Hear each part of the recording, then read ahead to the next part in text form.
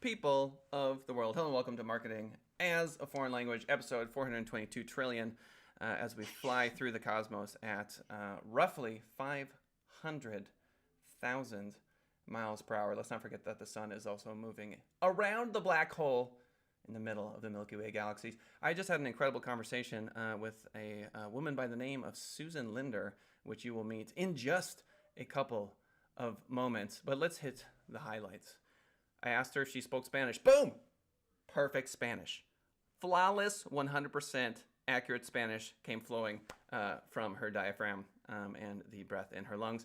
She also speaks Thai, no big deal. She is a marketing professional, has been for a long time, also happens to be an anthropologist. What the heck does that mean? It means that she studies cultures, understands the nuances, and she's very interested in innovation culture, which we're going to dive into in this moment right here. Ladies and gentlemen, let me introduce to you Susan Lindner. Susan. Hello, Kellen. Thank you for having me.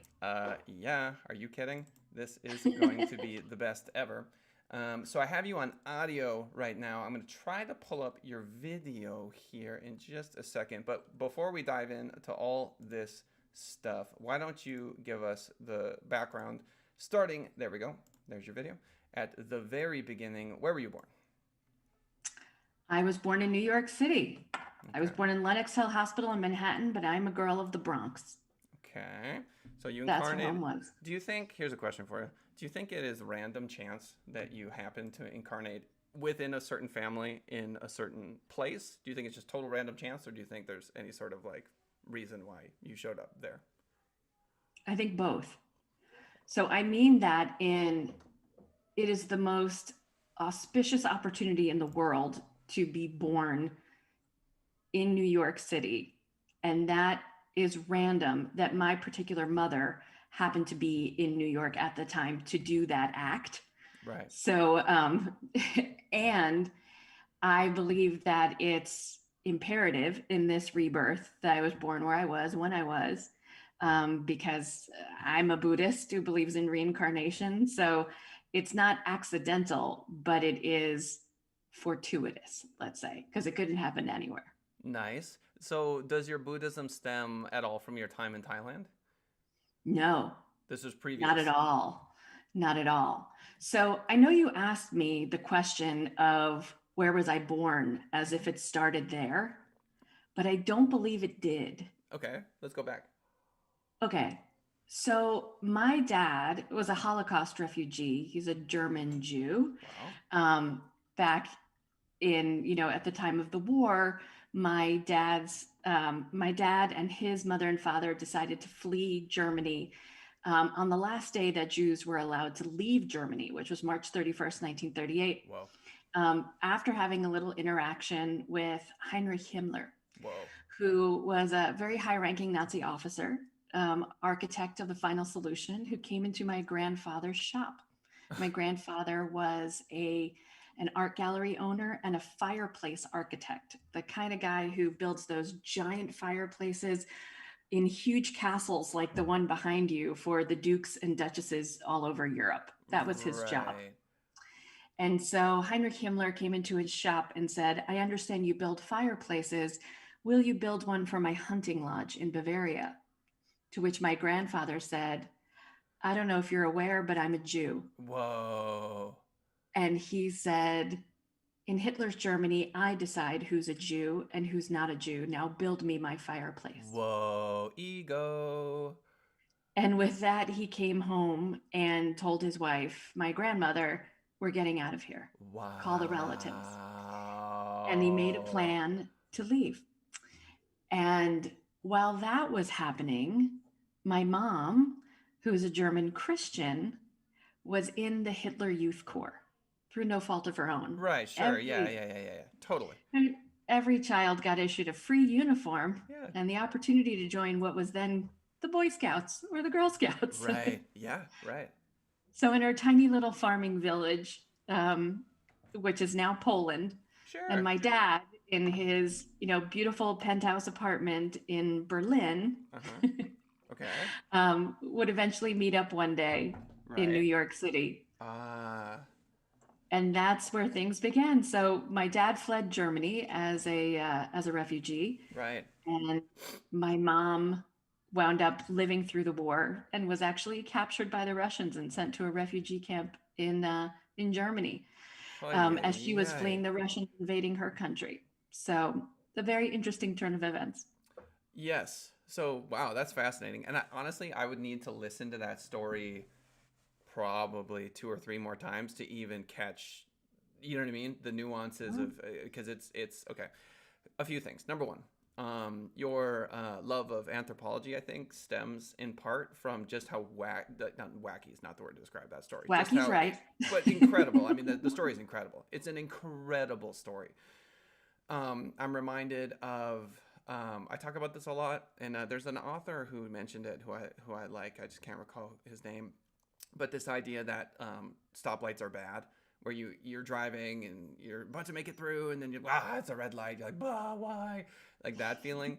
That to me is like the just average human immaturity and lack of faith, if that makes any sense.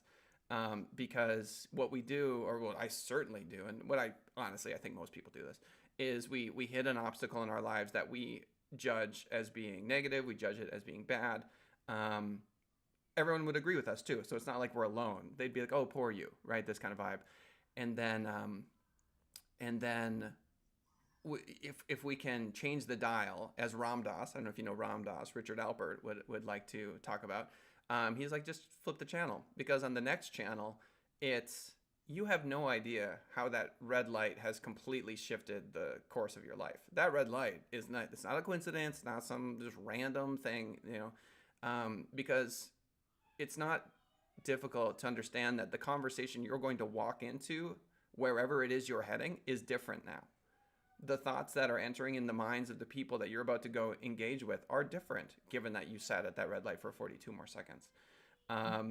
It's not this kind of vibe where, oh, like you would have gotten into a car accident and died if you wouldn't hit that red light. That is possible but unlikely. What is absolutely true is you're walking into a different environment, a different thought environment. So that I'm reminded of that as you tell the story, specifically the fact that one of the highest ranked Nazi like generals, or Himmler or whatever it was, Mhm. had just so happened to walk in, just so happened to utter a certain set of phrases that has led to our conversation. Do you see what I'm saying? Yeah. Mhm. So that thread is that's the channel I like to spend more time on. I like watching that channel a bit more. So fascinating stuff. Um, and I like that you did that. And that might actually be something that I do in the future with future guests, is try to pull back even further, because we do tend to start with when did you start existing, but it does go back further than that, and that's a very Buddhist approach of yours, which I appreciate, Susan. So that was the tip off to your question about, oh, did Buddhism come from your time in Thailand? Right. And Buddhism came from an endless yearning to understand spirituality, because, needless to say, after the war, my parents were done with it. They were like, religion, no thanks. Oh, interesting. That it just vacuum sucked the religion right out of them. Yeah, I mean, I think they saw behind the curtain of religion, not necessarily God, but of religion. And so decided that that wasn't something that was really uh, something they wanted to pursue. We had Christmas and Easter and Hanukkah and Right. Passover, and Right. but it wasn't about going to church or temple. But as a result, I just wanted it all the more. So I used to orchestrate sleepovers at my Jewish friends' houses on Friday nights and my Christian friends' houses on Saturday nights, just so I Right. could go to church and temple. Yeah. No, that makes perfect sense to me. There's the yin yang, right, for you. Mhm. Yeah, Or you just want what you can't have as a kid. yeah. Come on. Yeah, I've got a 7-year-old and a soon to be 6-year-old. I get that. Okay, fascinating. Okay, now before I get any criticism from folks talking about, hey, wait, this is supposed to be a show about marketing, I would like Mm. to reiterate to people that 2021 is the year of streaming. Okay, everybody is streaming. Okay, $63 million in Netflix coffers today. That's what dude, the Wall Street Journal reported. dude. And so we are all streamers. as far as I'm concerned. The internet company is going to make so much money because everyone's going to need super fast upload speeds to do this stuff. There's an entire economy around live streaming, and it's not going anywhere. Twitch is a perfect example of something that's just absolutely exploding. And so I like to reiterate that the word advertising comes from the Latin advertere, which means to turn towards. And so by the very nature of you listening to Susan right now, she is ingratiating herself to you, right? And so you may not know her expertise in marketing in particular, but the very, I don't know, like seeing a bit of her soul is the best advertising out there as far as I am concerned. Okay. So we're going to, at the end of the show, always give guests the opportunity to pitch and just do that sort of, minute or two about this is my service, la-di-da-di-da-di-da. But honestly, I don't think that sells anyone. I think getting to know somebody sells. I think it's the best possible way of selling, because at the end of the day, what you realize is they're not trying to rip you off. What they are trying to do is they are trying to help you. And so actually getting to know someone leads us there. So anyway, okay. So prior to said incarnation in New York City, you have this phenomenal story of good decision making on behalf of your parents. You end up in New York, and then what happens? Yeah, so we were living in the Bronx, and someone stole the brass hinges off the front door, and my dad said, one day they're going to come through the door and take one of you girls. And so we moved out to the burbs, and that's where I spent, the first, I would say 18 years of my life was living in the burbs, in a little town called Suffern, New York. Okay. And so life was pretty bucolic. I found it incredibly boring. Is that what bucolic means? Is that a synonym for like sort of average, humdrum? Yes, I think pleasant is the overall sensation. I don't have a great affinity for pleasant. So it's just, it's a level of mediocre. I don't mean to call my hometown mediocre. It just means that there aren't a lot of highs and lows in the midst of that. Sure, I get that. Well, it's a pretty drastic change from downtown Bronx, right? Absolutely. Versus the bucolic. Am I pronouncing that correctly? The bucolic surroundings of the birds chirping in the burbs. That's right. That's exactly right. Okay. All right. So you're there. And if I had asked you when you were 18, what are you going to do?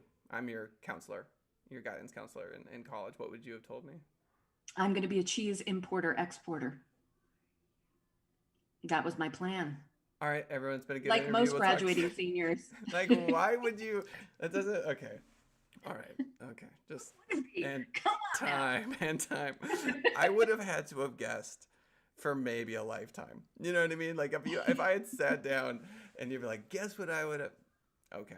Cheese importation. Well, that's every high schooler's dream. I get it. But why you in particular? Yeah. I stumped every guy at the college fairs. I'm like, do you have a major in cheese importation and exportation? That's really what I'm interested in. So, okay. So were you always business minded? I mean, because that's a pretty Never. business heavy thing to want to do at 18. Yeah. So no, on the contrary, my interest stemmed from, we had a huge love of cheese in my family. Okay. Plain and simple. We just loved it. There was always a wheel of Gouda in the bottom of the refrigerator that we would hack off in chunks. I mean, there are always these exotic cheeses showing up, which I just love. That was fine. But one day my dad said, I'm going to go pick up the cheese. Do you want to come? And I said, yeah. So my dad had a guy. The way you have a tea guy, my dad had a cheese guy. You got a cheese guy. Yeah. So we pulled up to the cheese guy's house, and he had a 7-car garage with many more spilling over onto the driveway. And they were all luxury vehicles. And I thought, dude, he got that cheese money. He's got that mad cheddar. Dude, okay, we're just for 1 second, I just need to share with everyone. I don't know if everyone can see this. So this is literally a metal cheese, like a big cheese.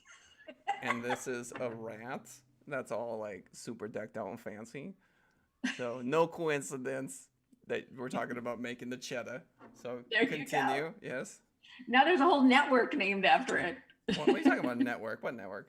Cheddar. There's the Cheddar Network. If you're streaming, that's like what the new finance channel is. Never heard of it, but I trust you implicitly that that exists and that's a thing. So, all right. So yeah, so that was my dream. So I had taken 5 languages in high school, Dude. and the language teachers called me the Pope because Pope John Paul used to speak so many languages, and I would just spend my morning going from language to language to Dude. language. So One heads after up, everyone. Susan is the savant, like savant level linguist. Just to give you a okay, all right. If you don't speak Spanish, then fine, whatever. It's like this will be boring to you, but just really quick. ¿Por cuántos años estudiaste español? Como 4.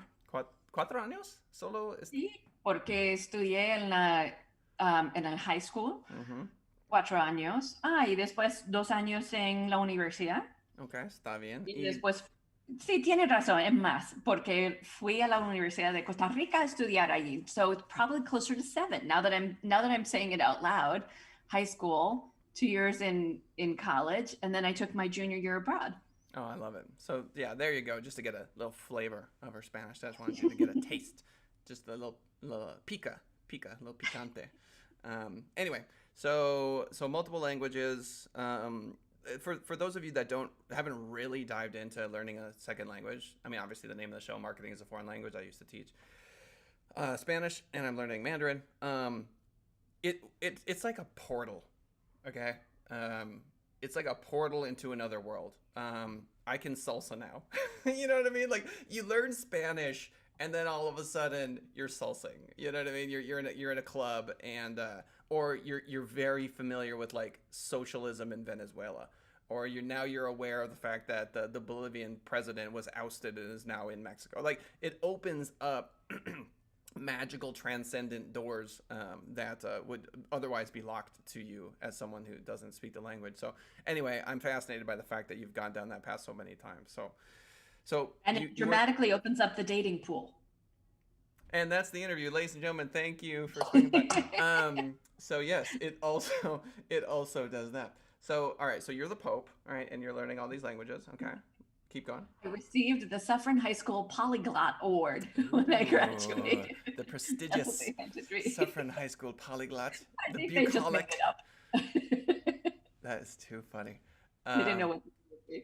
Okay, well that's amazing. All right, so you're in high school and you're already showing savant-like, incredible, intelligent abilities, etc. I don't know about that, but it was a lot of fun. Just accept it. Just accept the compliment. There it is. Just internalize it. So that's amazing. And okay, so then university, I assume. I don't know. What's Yes, next? I went to Dickinson College in Carlisle, Pennsylvania, Okay. which is in the heart of nowhere.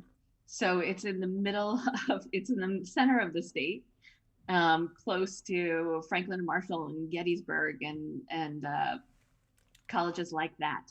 Uh-huh.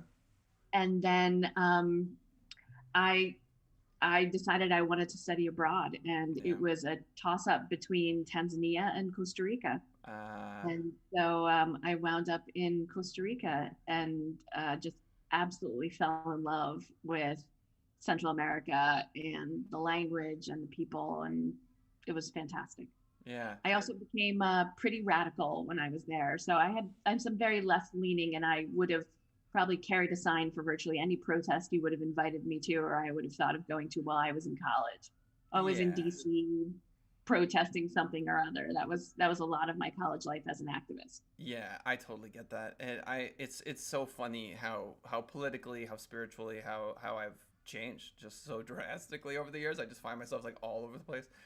But for me, I love trying to strike a balance. That's my thing. I'm like Mr. Balance. But anyway, oh yeah, at the university, I marched. I was in the streets. I did all sorts of stuff.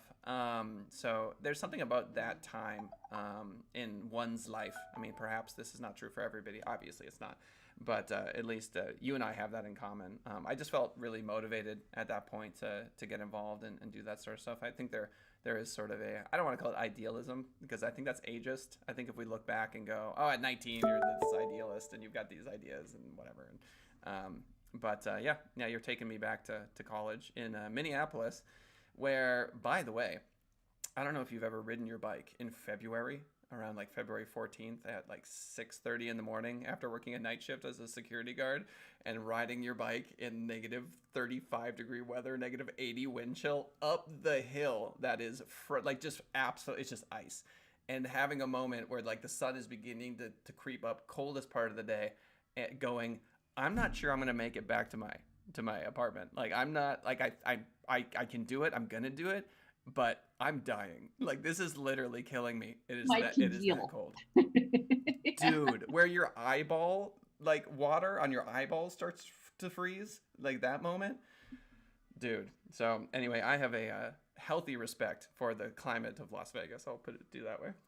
There you go. So okay, so you're in college, you're killing it. You're walking around with this polyglot award, and everyone is just so impressed. And How far did it get me? I was working. I had to put myself through school, so I worked yeah. 2 jobs at school and 3 jobs over the summer to pay for school.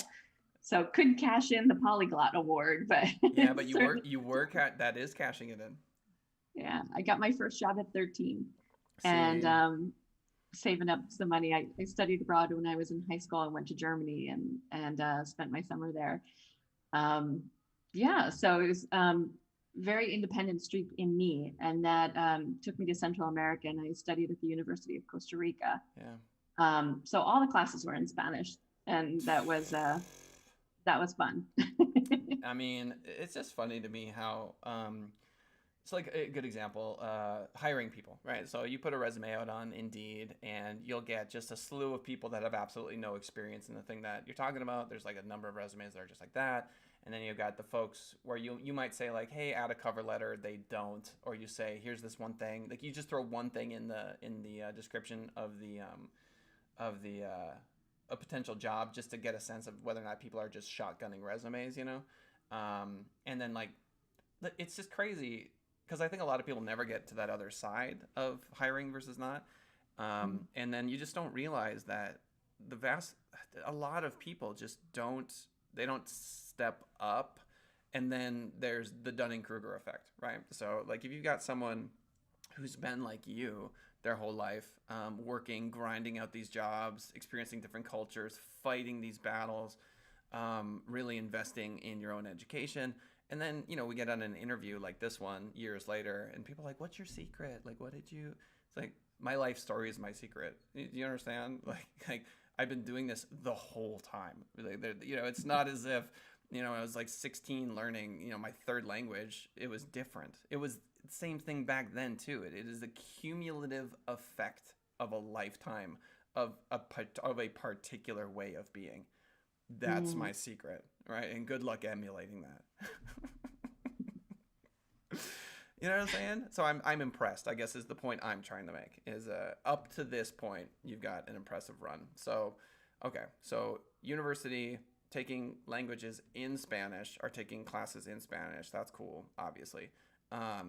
We are going to get to the marketing here. So why don't we, because we've got about 6 minutes left, why don't we jettison forward and talk about some marketing for the folks who want to know a little bit about what it is you do. We'll have a conversation about it, and then I'll give you a chance to just like straight up sell it and pitch. So let's talk marketing for a second. So what the heck are you doing now?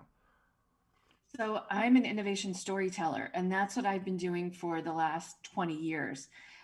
First starting off with startups and now working in the Fortune 500. Basically, innovators are really great at innovating. They are less great at telling their stories around their innovation, how it got there, why it's here, and how it's going to make our lives better. Right. And so I help startups figure out the right words that are not only going to wake up prospects to the innovation that they're creating, but also get them so excited that other people start talking about that innovation. Okay. And that's the viral marketing side of it. Yeah. Okay. So Fortune 500, you say. So I'm not going to ask you to list clients, although you can if you're comfortable doing that. So what's a day in the life? You wake up, you check email, you start thinking about, is it the written word that we're talking about here, or is it beyond that?